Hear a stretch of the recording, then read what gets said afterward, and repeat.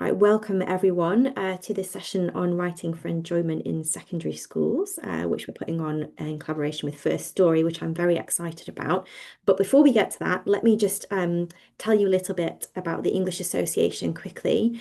So I'm Becky, I'm the Chief Exec of the EA, and I'm really pleased to be here this afternoon. The EA is a learned society and a subject association, which was founded in 1906 to promote, support, and celebrate the discipline of English studies. And we cover all stages of education from primary and early years through to secondary and further to higher education and beyond. And we cover all parts of the discipline across language, linguistics, literature, and creative writing. Events like this one are made possible by the fantastic contribution of our volunteer speakers. So thank you ever so much to Emma, Ben, and Beth for coming along and giving us your time so generously this afternoon. We really appreciate it. Our members also make it possible to keep these events free and open to all by paying their membership fees. So if you would like to contribute to the national conversation about English and help support our discipline, please do consider joining us. It costs just £55 to support our events and campaigning work for a whole year, and you get access to a range of member benefits, including online access to all our journals. Okay, that's enough from me, and it is now my pleasure to hand over to Beth. Thank you. Hello, I'm Beth Goddard. I'm Head of Programmes at First Story, and we are a creative writing charity specifically focused on working with secondary school students in England. We take amazing writers in residence into secondary schools to run our Young Writers programme. And we've got two people here to talk about their experience today and hopefully get you some engaged with some of the activities that typically happen during First Story workshops. So I'd like to introduce you to Emma Kirkham, who's an assistant head teacher at Trinity Church of England High School in Manchester, and who's going to talk about her experience of working with First Story within the wider context of literacy within the school. I'll hand over to Emma now. Hi everyone, I'm Emma, and as has just been said, I work at Church of England High School. So it's a secondary high school in Manchester, very mixed, area of social deprivation, but also it's near the universities. So that's very much reflected in our intake. We're about 30% pupil premium, and we have lots of new to English students that speak over 90 languages. So I'm an assistant head at the school, overseeing literacy, pupil premium, and SEND. And writing is at my heart because I'm an ex-head of English.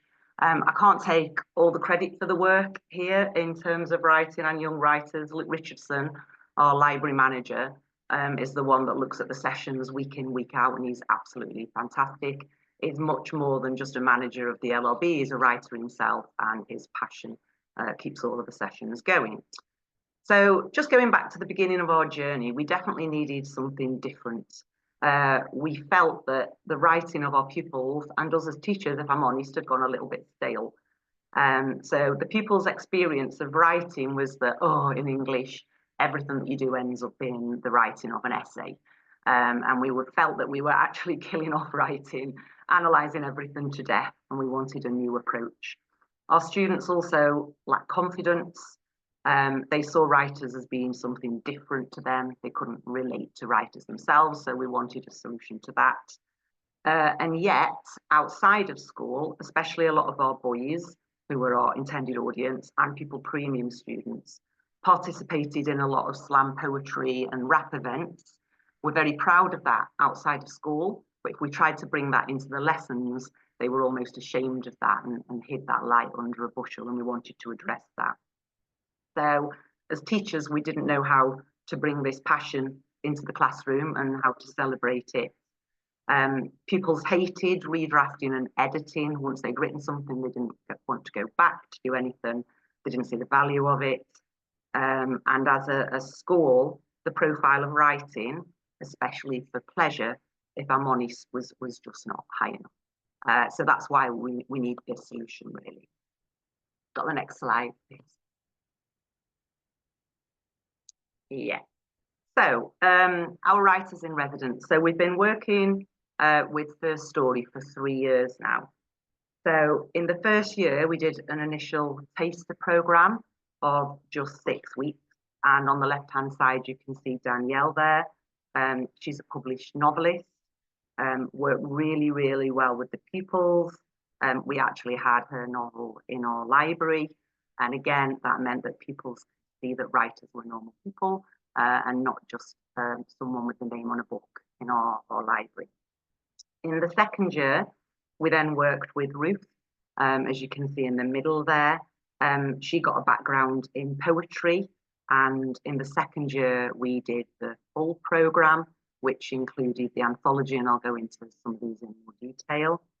And then this year, you'll be hearing a lot more from Ben later, who will be leading our writing session. But Ben's worked with us on the full programme again this year. And actually, I think that the writers in residence have been central to its success, and the relationship that they've built with the students comes through everything. And right at the beginning, we wondered about what would the quality of the writers be, but it's actually left us with a different dilemma because they've all got absolute strengths. And it's actually a difficult decision as to who we work with because they're all so amazing. Okay, so if we just look at the next slide, we can just see Ruth there in one of our sessions. So in terms of the room that we use, that's in our library. As I said at the beginning, we wanted it to be separate from English. We had some discussions about whether it's replaced in an English classroom, but we felt that it wanted to be seen as an exciting new project and not just an intervention put on by English. It was more important than that. So currently, and the last few years, we've run them after school on a Wednesday for 90-minute sessions. They're very interactive and fun, as you'll see from Ben's session. And the other thing that we found that really motivated students is food. So there's always biscuits and drinks and everything on hand. So in the first year, it was all Year 7 students. We did target Pupil Premium students kind of secretly. We didn't want to label them. And we had, over the 3 years, about 30 regular attenders to the session. But what I really like about First Story is, again, we worried about, oh, what if 31 come, or what if we have some more? What if they're not all Pupil Premium? But they really reassured us that it's the culture of building this, not exact numbers on pages that count. So that's been really impressive. And we've now got returning students. So we started off with Year 7, and we've now built that up to students from 7 to 10, with a lot of young ambassadors and sixth formers helping us out as well. So it really has built a huge community of writing that we're very proud of. Okay, next slide. So not only do we have the weekly writing sessions, but one thing that Luke and I have been so impressed with is the festivals. Now, there's 2 festivals every year that we've been to over the last 3 years. Obviously, Cambridge from Manchester is really impressive, the building and everything else. But also we've had work with MMU, which has been equally valuable, that our students have connected with local schools there as well. So the sessions at Cambridge have been really, really powerful because it's helped students celebrate their achievements, see themselves as writers and be aspirational for the future. I think it's been crucial that they've seen students from other schools, London schools, other Manchester schools, lots of different areas, and that's really, really motivated them to see themselves as writers and to be proud of not only their work, but of young people in general. Performing their work at the end of the sessions on the stage has really given them confidence as public speakers, and it's really inclusive.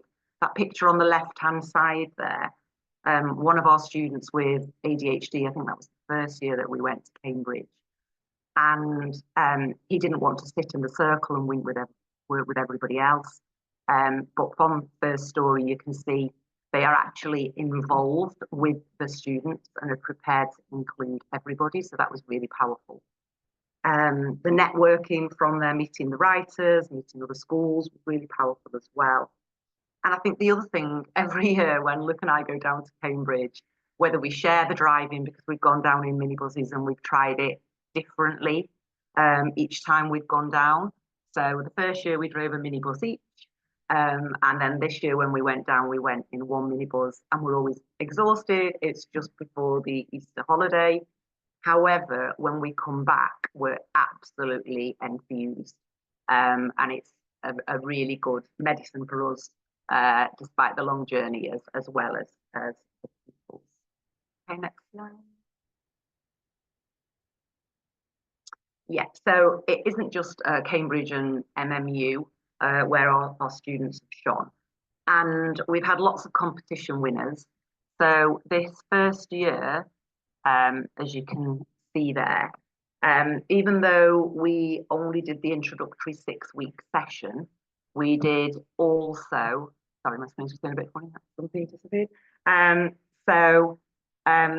The first year, even though we were only doing the taster session, we did have winners that performed at Cambridge, that had a summer residential.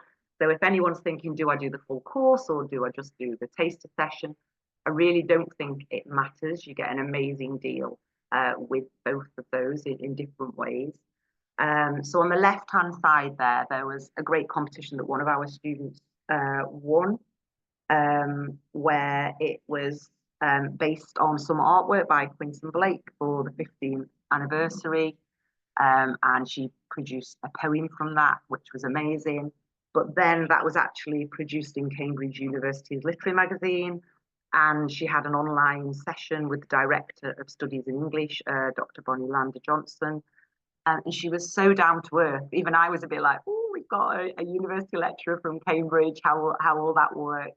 But again, so inclusive for our students. Had an online session, really listened to her, didn't want to come in and just edit her work and change it to something else. So that was really powerful and inspired our students as well. And then on the right-hand side, one of our students in the first year won a fully funded place to a summer residential. So a small group of exceptional young writers every year get a week of intensive creative writing and development. So that was just some examples from our very first year, but we've gone on to be inclusive, not just for the students that win the big competitions, but we've got lots of smaller competitions that they've won, the 30 students that come to the sessions, but also we've done competitions in English lessons, offered them to the whole school. So it's not just had an impact on those 30 that we see week in, week out. Okay, the next slide. Oh, yeah, so that's just one of our sessions in the library there again from last year. So another thing I really like about First Story is they are invested in the students. They always give you a feedback report. They ask for pupil feedback, staff feedback. They're genuinely interested in how we can keep the programme being amazing and listen to our feedback. So I just had a look back to some of the comments from our students from that report and feedback. So one student said, I enjoyed the freedom we had to write whatever we wanted, even if it made no sense or was very serious. Another student said, it made me enjoy writing more. And another student, it helped me speak in front of people. So those are all the things that we were hoping to get out of the programme. All right, so just the next screen.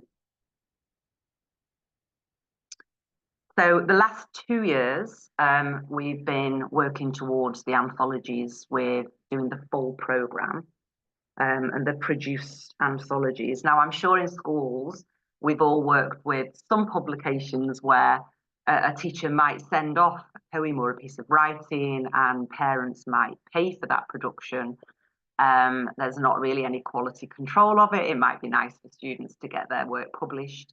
But that is definitely not what First Story is about. It's an absolute writing process so that the students feel that they are writers themselves.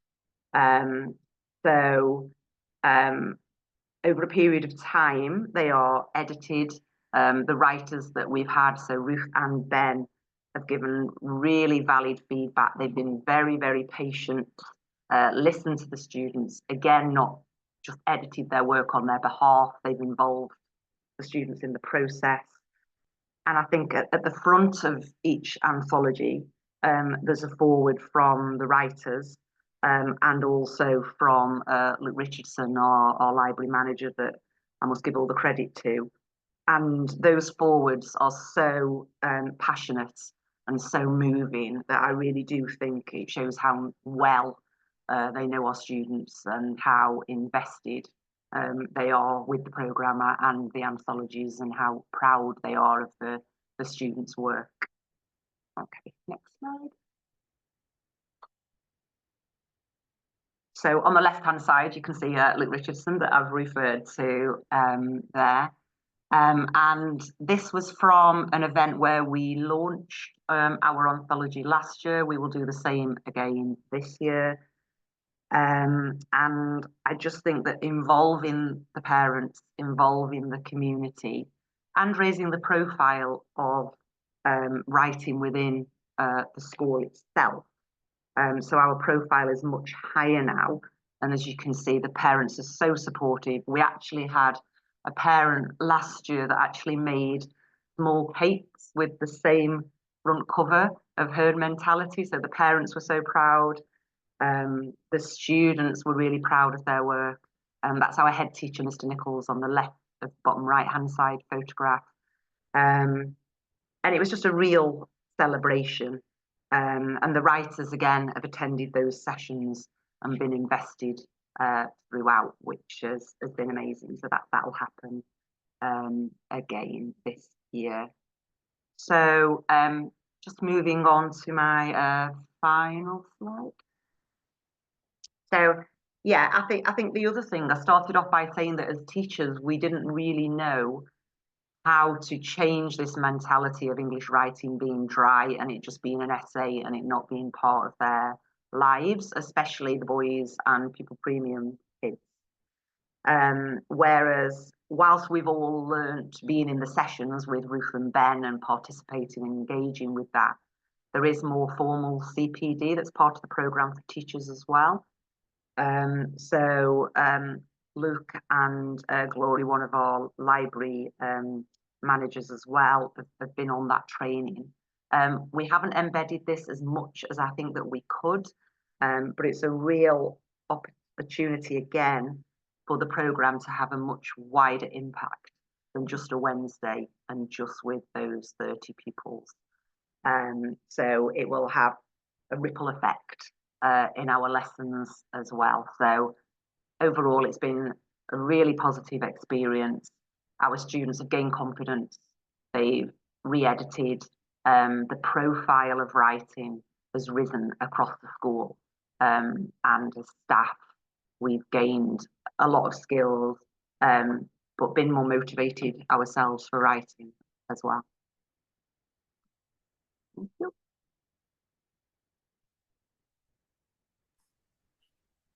Thank you so much, Emma. It's amazing to hear your perspective, and I'm not going to say anything else except to hand over to Ben, who is one of our writers in residence and a great writer, performer and facilitator in his own right. So Ben is now going to give a little bit of a taste of the First Story workshop with a bit of a creative activity.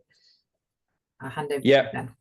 Great, thank you, Beth, and thanks for that, Emma. It's nice to hear that process of recaps from your perspective. It's been great being a writer in residence with First Story and Trinity particularly. Yeah, so my bit of this session is to lead a creative exercise with you. So I'm gonna try and run a version of an exercise that I use a lot, especially at the beginning of a writing process with a group.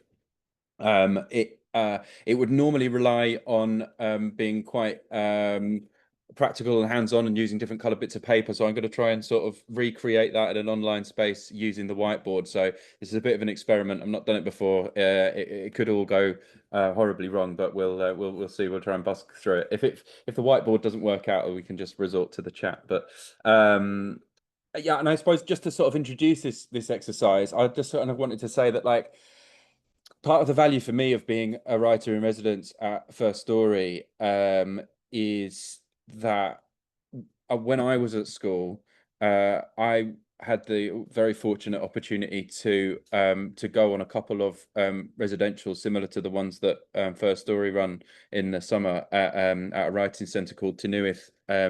That an English teacher at my school took it upon himself to organise these creative writing trips, and you go and spend a week working with professional poets and writers, and it was really the thing, one of the sort of like one of those key sort of formative moments in kind of making me want to kind of pursue writing and performing as a career.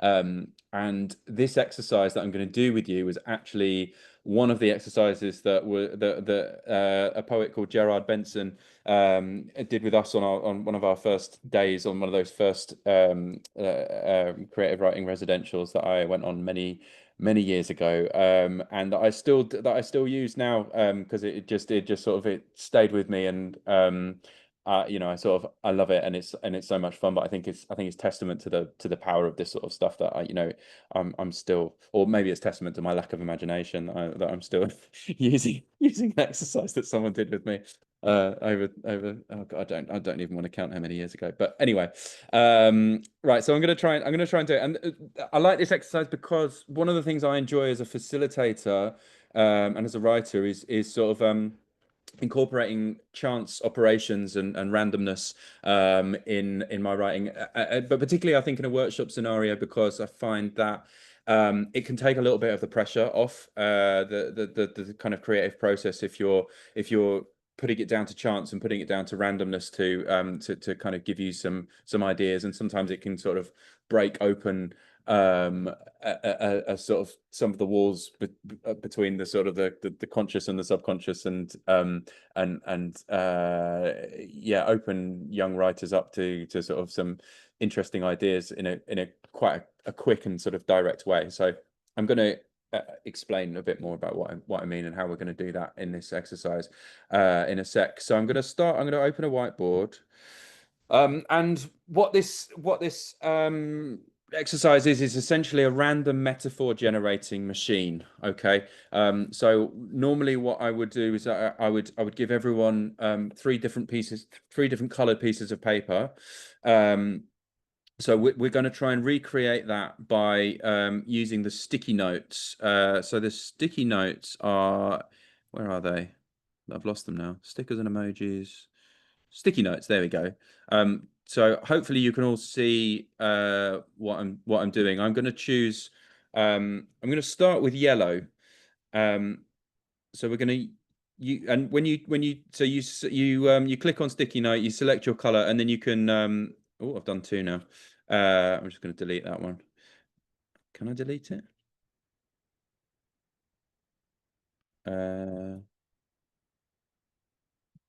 Yes. Right. So you can just select the color of your sticky note, and you're going to write.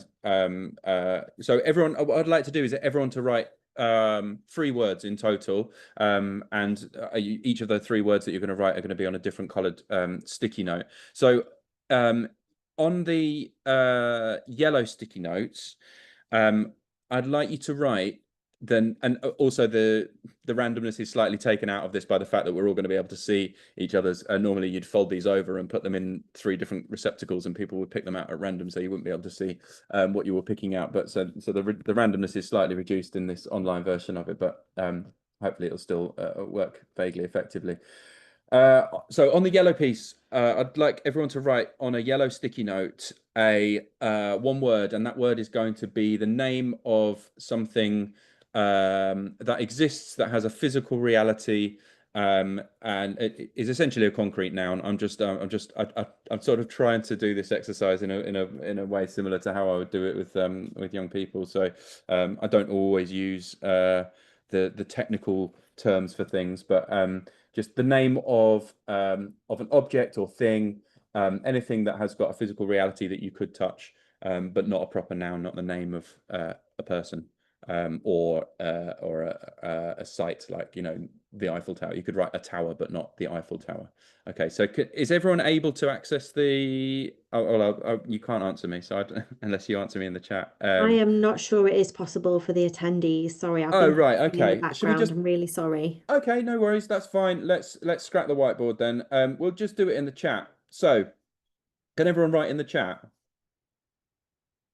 Yes, great. Okay, so I will just put here concrete nouns. So if you can think of the name of a thing, please stick it in the chat and we'll have a little list of concrete nouns. Great, this is brilliant. Thank you, everyone. I'm going to add in toothbrush because for some reason I have a toothbrush staring at me from my dining room table. Great. Okay. That's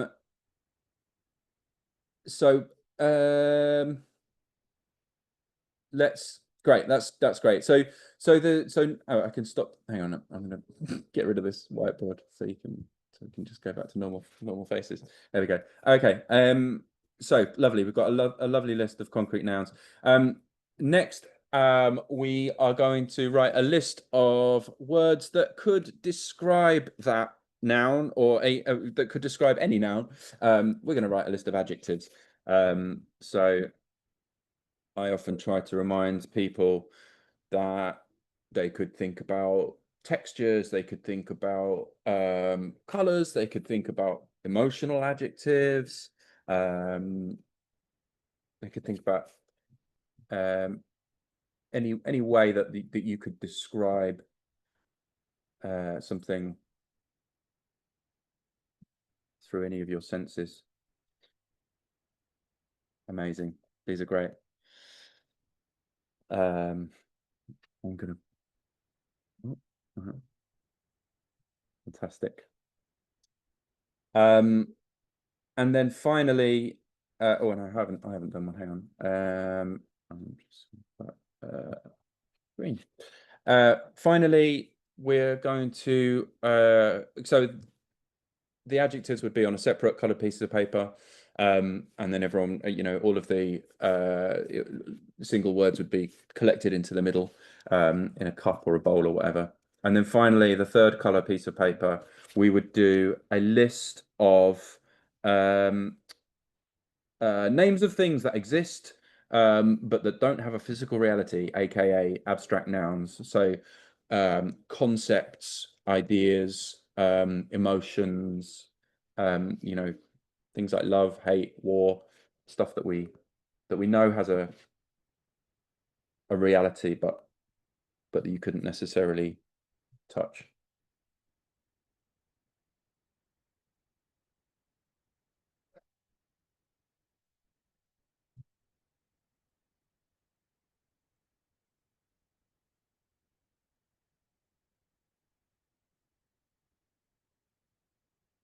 Fantastic.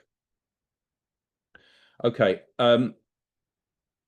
So yeah, so we'd if we were doing this in a physical room, we'd now have 3 receptacles full of 3 different colored pieces of paper, each with a different type of word written on it. And I would then ask everyone to come and select one word from each of the 3 piles randomly, and pull them out. So if you could just scroll back through the chat and write down someone else's concrete noun, one adjective, and one abstract noun. Just try and be fairly random about it, if you can. Obviously, we're slightly having to cheat the randomness angle. There could have been a whole complicated system where I got people to send me them privately, and then I doled them out to you all individually. But I think that would have been way beyond my my web logistical intelligence. So has everyone written down one concrete noun, one adjective, and one abstract noun? I haven't, so I'm gonna do that as well. So I'm also taking part in this exercise.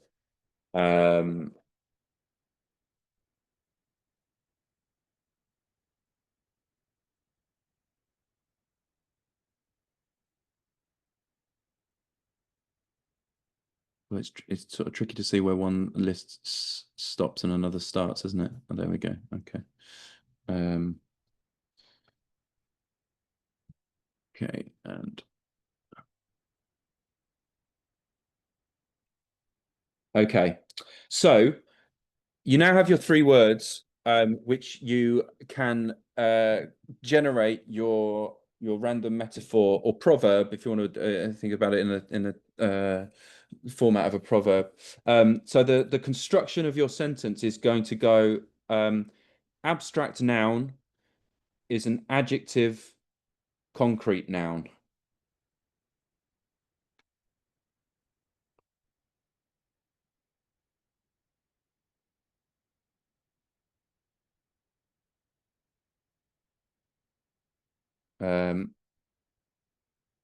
So sometimes I have to remind, sometimes people have sort of written down words in, slightly the wrong,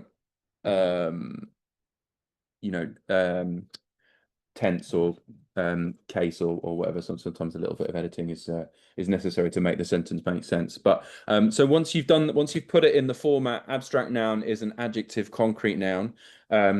Feel free to type your beautifully profound metaphor or deep proverb into the chat, and we can read them out.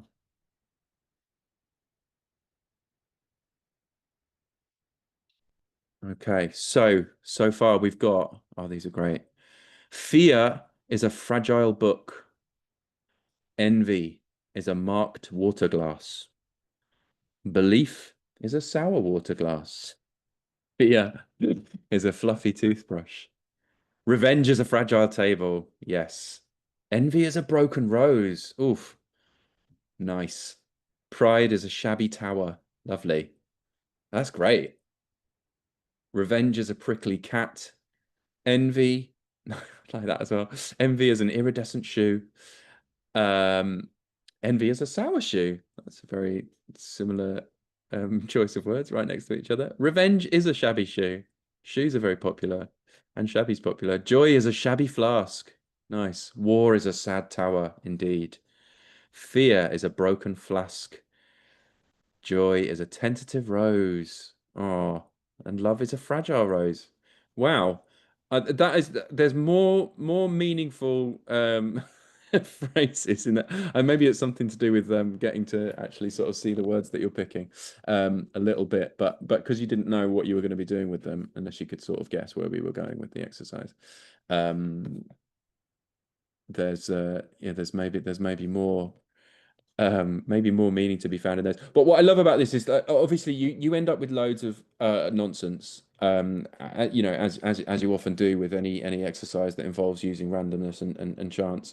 But sometimes you get those little nuggets of and I can still remember some of the ones that really made everyone go ooh in the room when I first did this exercise when I was like 12 or whatever. There was one that was clarity is a tiny drum, which I love, and family is a long road.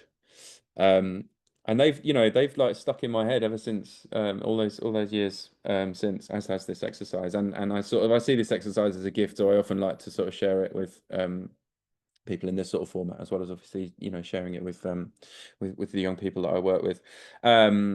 So I hope you enjoyed that, and I hope you take this away and try it out in reality with some actual different colored bits of paper with any of the groups or classes that you're working with. And obviously you could treat this as a sort of a group poetry. You could make a sort of group poem out of everyone's phrases, or quite often what I do next is say is we read them all out, and I just say, if you like anyone's more than your own, then steal it.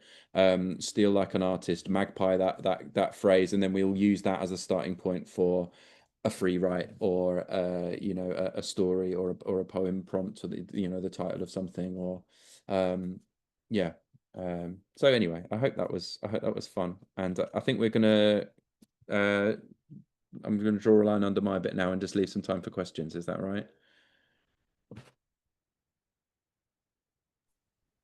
Well, thank you. Just I wanted to say a big thank you, Ben, and yeah, that's just a little taste of the sort of things, isn't it, in any first story workshop. So, Becky, I think if any questions come through, we'd see them in the chat. Is that right? So, Yeah. if people have any, please feel free to ask. I've got a kind of couple for Ben and Emma to start us off. I think one thing that's about the Young Writers Programme is that continuity, because you're working with the same group over 16 weeks or, for a period of time. And Emma spoke about that being an important part of the programme as well. Ben, I just wondered if you've got any reflections on that and how that maybe differs from, apart from that you're there much more frequently, how does it differ from where you're just having a workshop with a group of young people? What does it mean in terms of your relationship with the group and as a writer? Yeah, I mean, it's something that's hugely valuable, and I think I always naturally sort of gravitate towards projects like this that you can have that sort of longer term engagement with a group. It's really wonderful to see individual writers develop their voices and their confidence and to try out different forms of writing, but also to sort of see a group dynamic emerge, and sometimes there are barriers to that, and it can sort of remain a little bit cliquey. It certainly did in my previous cohort before Trinity. So it's I think sometimes you just naturally end up with sort of groups within the group, but that's fine as well. But I really enjoyed, especially this with this cohort at Trinity, sort of seeing everyone kind of coalesce as a group, as a community of writers, and it's something that I'd like to develop more. Is a kind of a sense of peer feedback and peer sort of critiquing, and something that I'm interested in developing in my work is so that I'm not presenting myself as the authority in that space, but that to give people the confidence to be sort of the experts on their own work and each other's work. Something that I'm thinking about a lot. But anyway, but having the space, having the sort of the sandbox, if you like, to sort of try out those ideas. And I've been doing a postgraduate certificate in teaching creative writing at Cambridge this year, and having the opportunity to sort of take some of the things that I've been learning and thinking about on that course and kind of going, right, I'm going to try some stuff out with you if you'll be willing to be my guinea pigs, and how much they've been happy to sort of go along with that and try different things out and be experimented upon, has been really lovely. And yeah, you don't always, obviously you don't really have that opportunity in shorter one-off workshops or projects. Thanks, Ben. Still not any questions in there, so I have got a question for you, Emma. I was interested to know, because obviously Ben's just shared that lovely activity with us, and a lot of these activities are things that teachers can then take and use, and that's one of the things we would hope to happen, is that teachers can take things into their own classroom. But just interested to know, do you think there's something particular about the fact that the young people are working with a writer, not a teacher, in this programme, and what difference that sort of makes? Oh yeah, because everything that we do as teachers is towards the exam ultimately. Even though they're younger, we are building up towards the GCSE or A level, and we're very much aware that everything results in writing an essay. So we do try to build in fun into lessons, and we have used some of the activities that we've seen in the workshops with our writers in residence, but also at Cambridge and at MMU as well. However, we are their English teacher, and we have a very different relationship when we've got 33 in a class than perhaps a smaller group. The room, the location, the biscuits, the level of formality. I mean, obviously, Ben commands the room, and discipline's not been an issue, behaviour's not been an issue at all. But within the wider classroom, when you've got lots of different classes and you've got year 7, possibly all the way up to year 13, we know them, but we're not a writer. We don't have that same inspirational relationship with them. We're still the teacher that tells them, get your blazer on, and you know, you've got a detention, and the role of the form tutor and those sorts of things as well. So I do think it's a partnership. And it's been great that Luke and I have continued learning from the writers, but also from the pupils themselves. And it's been nice to have dialogues when they've come back into the classroom, and it's a nice starter point. Sometimes, especially if it has been one of our more challenging students or a student with a particular SEND need, that we've been able to have that restorative conversation by saying, oh, I saw your young writers, I saw your work. That was amazing. Let's have a look at your writing, and it'd be a positive on top of the mundane routine that school can be sometimes. Thanks, Emma.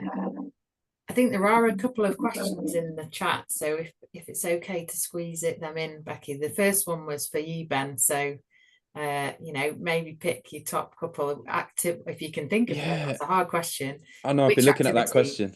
Yeah. I've been looking at it and thinking about it while Emma was talking. But to be honest, it's really like it really depends on the cohort. Like I've had an exercise work really well with one cohort, and then I've tried it with my next cohort, and it just sort of it's fallen a bit flat. So it can really depend on the nature of the group, which isn't a very helpful answer. But I think that one of the things that I love about the First Story ethos is there's this sort of 3 guiding principles, which is your voice, your world, and use details. And I think the your world bit is really key. Like, you know, reminding young people that their experiences of the world and the things that they're into, and their passions and their tastes in the culture and media that they consume and create are really valid, and that's what we want to hear about, and we want them to tell us stories about those worlds in their own voices. So I have had, like, when I've done exercises exploring, I created an exercise which was about taking the language or jargon from a world that you're familiar with, e.g. like a video game or something like that, and then sort of trying to write a you know, a love poem using some of that language, or something, you know, or like a sport, if you're into a sport, you know, trying to take some of that sort of technical language and use an extended metaphorical world to say something to somebody in the form of a poem. So that worked really well with the first year that I did it, and like I said, then I tried it the following year, and it was sort of like didn't really land as well. Something that's worked really well with this one, this last cohort that I'll just say briefly though, was we're very fortunate at Trinity, because it's in sort of central Manchester, is it around the corner from Manchester Museum, and we did one off-site visit where I took them to see an exhibition and do some writing in the space, and that really sort of generated such a disproportionately large amount of kind of material and creative responses and original and unique pieces of writing, that I think that it was so valuable, and it's something I'm going to look at trying to do again if I can every time, is to sort of take the group out of their environment and take them into a new environment, a different space, and give them some stimulus of, you know, physically being in a different environment, and seeing how writing in a different space inspires them. But yeah. Thanks, Ben. I'm conscious of time, Becky. I'll give a very, very quick answer to the last question, if that's okay. So Victoria's asked about, it's based in Northumberland, and is asking about writers coming to Northumberland. I'm afraid we don't currently work in Northumberland, but we would be able to invite you to some of our events, like the Young Writers Festival and so on. And we also do have some organisations we work in partnership with who you might be able to talk to, Victoria. So if you wanted to follow up with me afterwards, I'd be more than happy to try and signpost what might be useful. Great. I'll hand back to you, shall I, Becky? Yeah, thank you. I mean, I get to just say some thank yous. So thank you so much to Emma and to Ben and to Beth for bringing together such an inspiring session. I really appreciate it. And thank you to all of you for joining us and spending some time with us. It's wonderful to see you. Well, you know, sort of see you. We know you're there. And we hope that you can join us for another one of our webinars soon. Thank you ever so much. Bye, everybody. Thank you.